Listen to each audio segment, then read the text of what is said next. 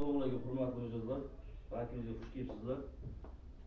Har doimgidek bankimiz kelgan mijozlarga bank mahsulotlari bo'yicha tushunchalar borilyapti. Bugun marhamat o'zlariga kerakli bo'lgan yoki tushunmagan savollar bo'lsa bank bo'yicha savollar bersinlaringiz va savollarga javob beramiz. Marhamat, kimda savol bor? Mana xohlaganlar xizmatlar ko'rsatish bo'yicha yoki bank xizmatlari bo'yicha bemalol savollarni bersangiz javoblarni beramiz. Marhamat, kim savol bor? Marhamat. Konsul qilmoqchi edim. Kredit olib yo'lga tushirmoqchi edim. Tikuvchilik bo'yicha.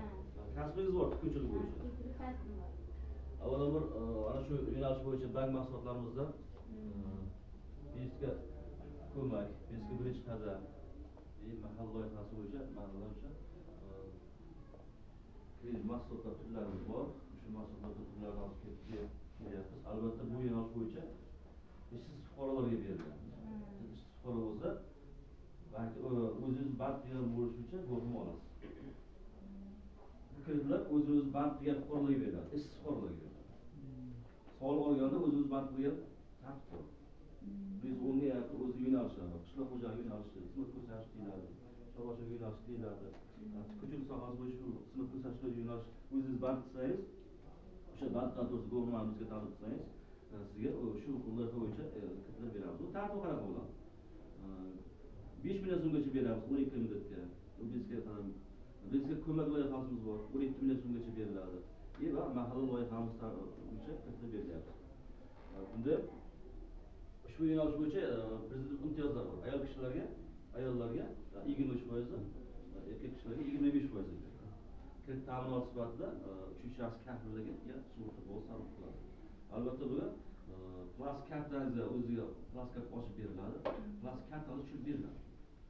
O'sha plastik kartaga tushib bergan mablag'ni tikuvchilik yo'nalishi bo'yicha ta'minotchilar yoki do'konlarda o'ziga kerakli bo'lgan tikuv mashinkasini sotib olib, xomashani sotib olib, makosot bemalol tikuvchilik qilishlari bo'ladi.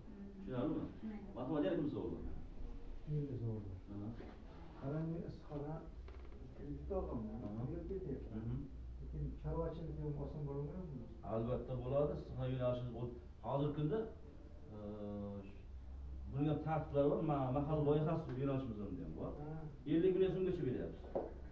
Bunda ham ishsiz fuqaro sizmisiz? Ishsiz bo'lsa, o'zingiz bank bilan to'g'risida guvohnoma talab qilasiz. Qayerdan olib kelishlar buni? Soliq olgandan olasiz. Soliqdan.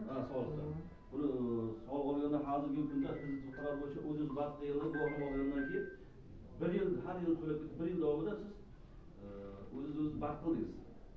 Davlat hukumatimiz belgilagan tartibdagi belgilangan mablag'ni to'lab berdingiz. Demak, sizga ish staj yetarli. Pensiyaga chiqishga mana shu imkoniyatlar bor.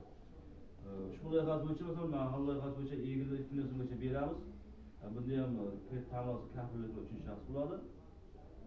Plastik kartada tushirib beriladi. Ayollar uchun 25%, erkaklar uchun 23% bunda. Chorvamolar, mahalliy chorvamolar bemalol sotib olish mumkin. Yana kimda savol bor? Marhamat. Men bir tadbirlar chiqmoqchiman-da. Shularimiz o'zida bir xona ajratib, yoshlar uchun bir bilyard xonada qurmoqchiman.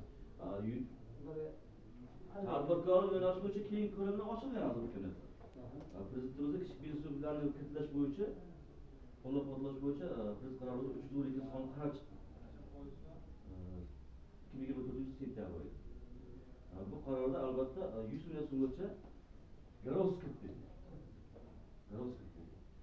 Bandigan tumanidan Qizil tumanini ko'rsatamiz. Bu tumanlar 5-layga beryapti, imtiyozga beryapti. 5-layga imkoniyati ayol kishi bo'lsa, rahbar bo'lsa, rahbar jamoasi bilan aytaman, ayol kishi bo'lsa tadbirkor 17%.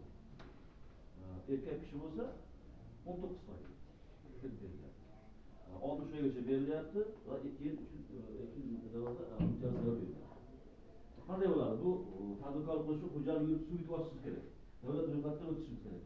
Yakka tartibda tadbirkor, oilaviy korxona, emchishi, xususiy korxona, hokazo tartibda xo'jalik yurtni suv yutib davlat ro'yxatidan o'tkazishingiz kerak. Va banka hisobotni ochib, o'sha yo'nalishingiz bo'yicha tadbirkor qilsangiz bo'ladi.